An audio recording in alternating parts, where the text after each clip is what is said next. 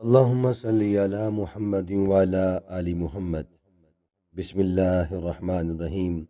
عن عبد الله بن مسعود رضي الله تعالى عنه عن النبي صلى الله عليه وسلم قال: لا يدخل الجنة من كان في قلبه مثقال ذرة من كبر.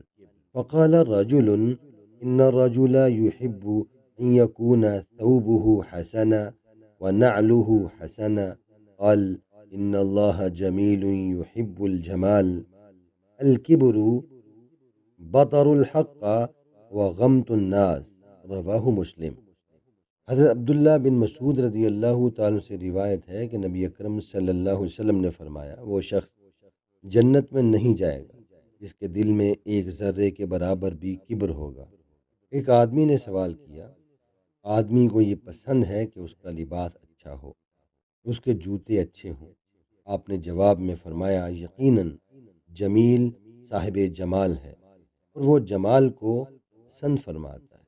کبر کا مطلب حق بات کو ٹھکرانا اور لوگوں کو حقیر سمجھنا ہے۔ اس حدیث میں رسول اللہ صلی اللہ علیہ وسلم نے کبر کی بات فرمائی ہے۔ ذرہ چھوٹی سی چونٹی کو کہتے ہیں اور بعض کے نزدیک سورج کی شعاؤں میں چمکنے والے ذرے ہیں جو صرف بہت غور سے اگر دیکھیں تو نظر آتے ہیں۔ رسول اللہ صلی اللہ علیہ وسلم نے واضح اپنی امت کو بتایا: اچھے لباس پہننا، اچھے جوتے پہننا یہ کبر نہیں ہے، بلکہ کبر یہ ہے کہ اپنے آپ کو بڑا سمجھا جائے اور دوسروں کو حقیر سمجھا جائے،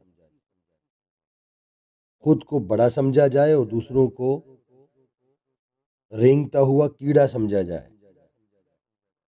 آپ صلی اللہ علیہ وسلم نے فرمایا کہ ایسا شخص جس کے دل میں ذرہ برابر بھی یہ خیال آیا اور وہ یہ سمجھا کہ میں بہت کچھ ہوں، فرمایا وہ جنت میں نہیں جائے گا۔